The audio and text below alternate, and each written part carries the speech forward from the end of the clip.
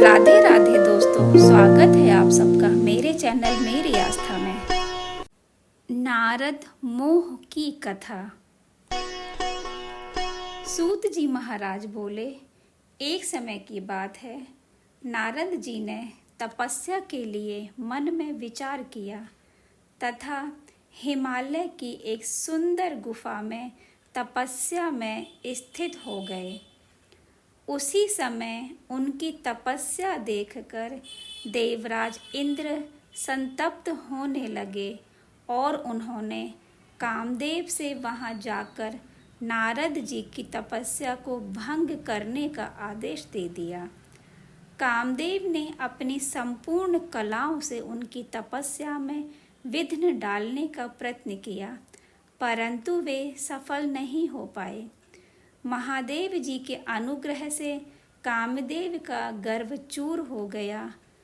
वास्तव में महादेव जी की कृपा से ही नारद मुनि पर कामदेव का कोई प्रभाव नहीं पड़ा, क्योंकि पहले उसी आश्रम में भगवान शिव ने उत्तम तपस्या की थी और वहीं उन्होंने कामदेव को भस्म कर डाला था। उस समय रति की प्रार्थना एवं देवताओं की याचना करने पर भगवान शंकर ने कुछ समय व्यतीत होने के बाद कामदेव को जीवित होने का वरदान दिया था। नारद जी को यह गर्व हो गया कि कामदेव पर मेरी विजय हुई। भगवान शिव की माया से मोहित होने के कारण उन्हें यथार्थ बात का ज्ञान नहीं रहा। वे तत्काल कैलाश पर्वत पर गए। वहां रुद्रदेव को उन्होंने कामदेव पर अपनी विजय का वृत्तांत सुनाया। यह सब सुनकर भगवान शंकर ने नारद जी की प्रशंसा करते हुए भगवान विष्णु के सामने इसकी चर्चा कदापि न करने की बात कही, परंतु नारद जी के चित्त में मद का अंकुर जम गया था। इसलिए नारद जी ने वहाँ से विष्णु लोक जाकर भगवान विष्णु से अपना सारा वृत्तांत अभिमान के साथ कह सुनाया। नारद मुनि का अहंकार युक्त वचन सुनकर भगवान विष्णु ने यथार्थ बातें पूर्ण रूप से जान ली। नारद जी की प्रशंसा करते हुए भगवान विष्णु ने कहा, आप तो नैष्ठिक ब्रह्मचारी हैं तथा सदा ज्ञान वैराग्य से युक्त रहते हैं, फिर आप में काम विकार कैसे आ सकता है। विष्णु जी की बात सुनकर नारद जी प्रसन्न होकर वहां से चले गए। नारद जी के आगे जाने पर मार्ग में श्री हरि ने एक सुंदर नगर की रचना की, जो अत्यंत मनोहर एवं वैकुंठ से अधिक रमणीय था, जिसमें शील निधि नाम के एक राजा की देव कन्या के समान सुंदरी कन्या थी। नारद मुनि उस नगर को देखकर मोहित हो गए और शील निधि के द्वार पर गए। महाराज शील निधि ने श्रीमती नामक अपनी सुंदर कन्या को वहां बुलाकर नारद जी के चरणों में प्रणाम करवाया और निवेदन किया कि यह मेरी पुत्री है, अपने विवाह के निमित्त स्वयंवर में जाने वाली है। महर्षि, आप इसका भाग्य बताइए।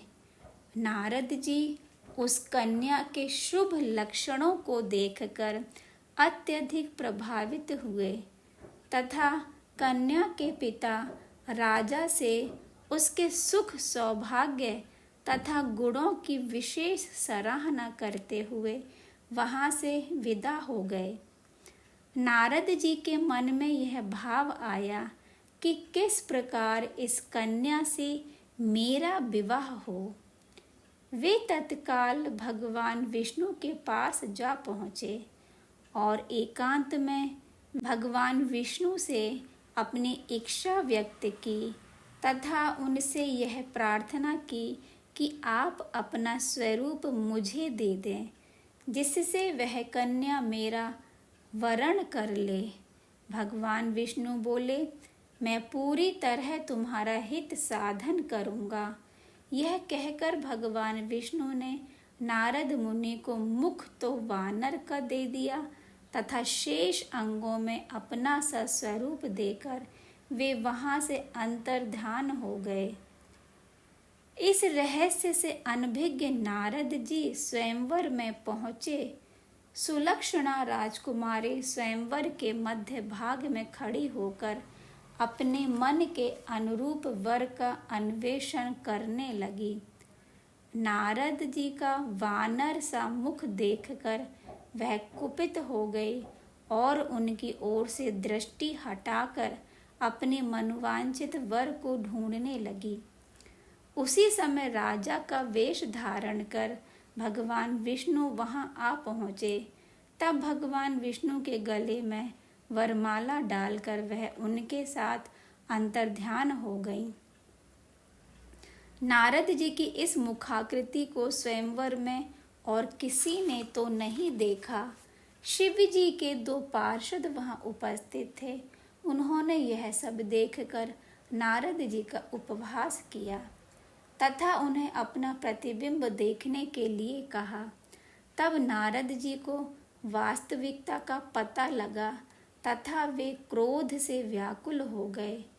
उन दोनों शिव गणों को उन्होंने राक्षस होने का शाप दिया। इसके अनंतर विष्णु लोक जाकर माया से मोहित नारद भगवान विष्णु को शाप देते हुए बोले, तुमने स्त्री के लिए मुझे व्याकुल किया है, तुम भी मनुष्य हो जाओ और स्त्री के वियोग का दुख भोगो। तुमने जिन वानरों के समान मेरा मुख बनाया था, वे ही उस समय तुम्हारे सहायक होंगे। कुछ ही क्षणों में भगवान शंकर ने अपनी विश्व मोहिनी माया को खींच लिया। उस माया के तिरोहित होते ही नारद जी शुद्ध बुद्धि से युक्त हो गए और उनकी सारी व्याकुलता जाती रही। श्री नारद जी भगवान विष्णु के चरणों में गिर पड़े और अत्यंत पश्चाताप करने लगे। श्री राधे राधे।